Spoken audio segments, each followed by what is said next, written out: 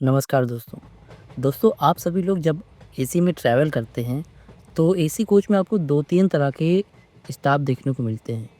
पहला तो आपका जो टीटी स्टाफ होते हैं, टिकट चेक करने वाले, दूसरे इलेक्ट्रीशियन और तीसरे होते हैं कोच अटेंडेंट, यानी जो आपको बेडरोल देते हैं, चद्दर, कंबल, तकिया वगैरह, वो तीसरे अटेंडेंट होते हैं। और दोस्तों आपको लगता होगा कि रेलवे में सारे स्टाफ सरकारी होते होंगे, पर दोस्तों ऐसा नहीं है। रेलवे में कुछ स्टाफ जो हैं उनकी प्राइवेट तरीके से टेंडर बेस पर भर्ती की जाती है और उन्हीं टेंडर बेस पर कोच अटेंडेंट की भी भर्ती की जाती है।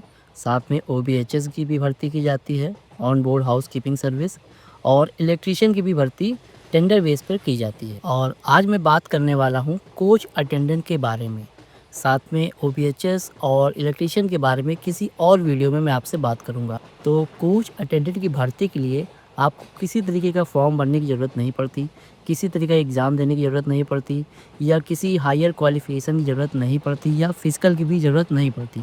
आप कोच अटेंडेंट के लिए अगर आप 8वीं पास हैं तब भी आप अप्लाई कर सकते हैं। आपकी एज चाहे 50 से ज़्यादा हो या 20 से कम हो, फिर भी आप ज्वाइन कर सकते हैं। मिनिमम 18 प्लस होनी चाहिए आपकी एज, तब आप कोच अटेंडेंट की जॉब ज्वाइन कर सकते हैं। तो अब आपके मन में सवाल आ रहा होगा कि हम ज्वाइन कैसे कर सकते हैं और ज्वाइनिंग के लिए क्या-क्या डॉक्यूमेंट हमें जमा करने होंगे, और कोच अटेंडेंट की जॉब में हमें काम क्या करना होगा, और साथ ही इसकी सैलरी कितनी होगी। तो सबसे पहले हम जान लेते हैं कि ज्वाइनिंग के लिए हमें जाना कहाँ है। तो ज्वाइनिंग के लिए आपको अपने नज़दीकी जंक्शन में जाना है। जंक्शन में जाके वहाँ पे आप एसएसई ऑफ़िस में जाना है, लिनन विभाग में। वहाँ पे आप जाके पता कर सकते हैं कि यहाँ का टेंडर किसके पास है, किसके ज़रिए हम इसमें जॉइन हो सकते हैं। या फिर आपके यहाँ से जो गाड़ियाँ चलती हैं, जो बन के वहाँ से चलती हैं, वहाँ पे जो काम कर रहे हैं स्टाफ, उनसे आप बात कर सकते हैं, वो आपको सही तरीका बता देंगे। तो अब आप जान चुके हैं कि जॉइनिंग के लिए आपको कहाँ जाना है।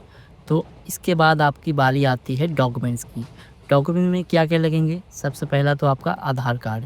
आधार कार्ड होना तो मैंडेटरी है। साथ में आपका एक अकाउंट होना चाहिए, किसी भी बैंक में आपका एक अकाउंट होना चाहिए। साथ में 5 फ़ोटो आपकी होनी चाहिए, पैन कार्ड भी होना चाहिए, और एक डॉक्यूमेंट होता है पुलिस वेरिफ़िकेशन, यानी आप किसी तरीके का गुनाह तो नहीं किए हैं, आपके खिलाफ़ कोई केस तो नहीं चल रहा है, तो उसके लिए आपको पुलिस वेरिफ़िकेशन बनवाना पड़ेगा।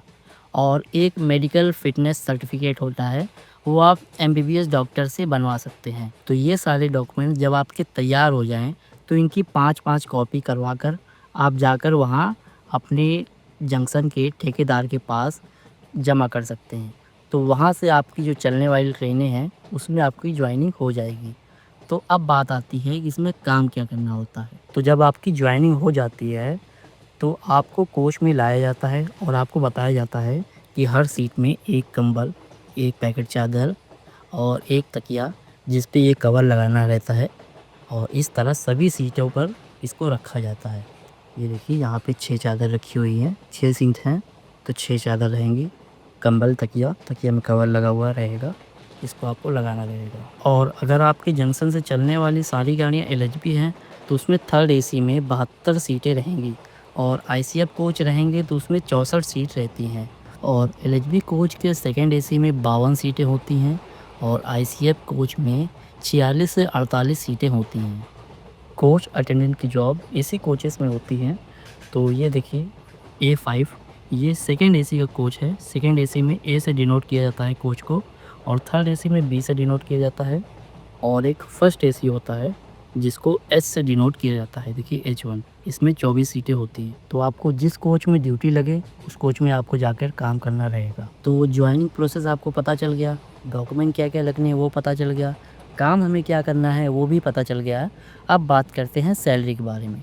तो सैलरी जो है वो डिपेंड करती है लोकेशन पर। आप किस लोकेशन पर रहते हैं, कौन से ज़ोन में रहते हैं, एनसीआर में रहते हैं, एनआर में रहते हैं, डब्ल्यूआर में रहते हैं, एनईआर में रहते हैं, तो उस ज़ोन के अकॉर्डिंग आपकी सैलरी अलग-अलग होती है। और ये सैलरी ज़ोन के अकॉर्डिंग मिनिमम 10,000 से लेकर 24,000 तक हो सकती है। आप डिपेंड करता है आप किस ज़ोन में जाके जॉइन करते हैं। इतनी जानकारी के बाद आपको लग रहा होगा कि बहुत बढ़िया काम है, मैं भी कर सकता हूँ, अभी जाके जॉइन करता हूँ। तो भाई ऐसी बात नहीं है, ये काम थोड़ा-सा कठिन भी है, क्योंकि इसमें आपको जो पेट्रोल दिए जाते हैं, उनकी आपको निगरानी करनी रहती है। को कोई पैसेंजर आपका ये लेके तो नहीं जा रहा है।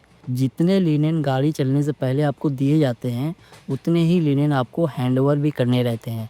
जैसे एक पैकेट में 2 चादर होती हैं और एक सीट पर एक कंबल होता है, इसी तरह मतलब एक कोच में 80 कंबल, 80 तकिया और 300 या 350 चादर दिए जाते हैं। इन सभी को पूरी तरीके से वापस भी करना रहता है। अगर ये गायब होते हैं तो इनकी पैसा भी काटा जा सकता है आपकी सैलरी से। किस लिनेन का कितना पैसा कटता है वो भी ज़ोन के अकॉर्डिंग डिसाइड किया जाता है। मैं आपको अपने ज़ोन का लिख के नीचे डिस्क्रिप्शन में दे देता हूँ, वो आप देख के अंदाज़ा लगा सकते हैं कि कितना पैसा आपका कट सकता है। तो वीडियो में बस इतना ही, सारी जानकारी मैंने दे दी है। अगर आप फुल डिटेल में कोच अटेंडेंट की लाइफ़ के बारे में जानना चाहते हैं तो मैं एक वीडियो और बना दूँगा, जिसमें गाड़ी चलने से लेकर गाड़ी अपने डेस्टिनेशन में पहुँचने तक और वहाँ से वापस आपके जंक्शन तक वापस आने तक की जो वीडियो है, उसमें पूरी जानकारी मैं आपको दूँगा। खाने से लेकर, पैसे से लेकर, शॉर्टेज से लेकर सब कुछ आपको इसमें बता दूँगा।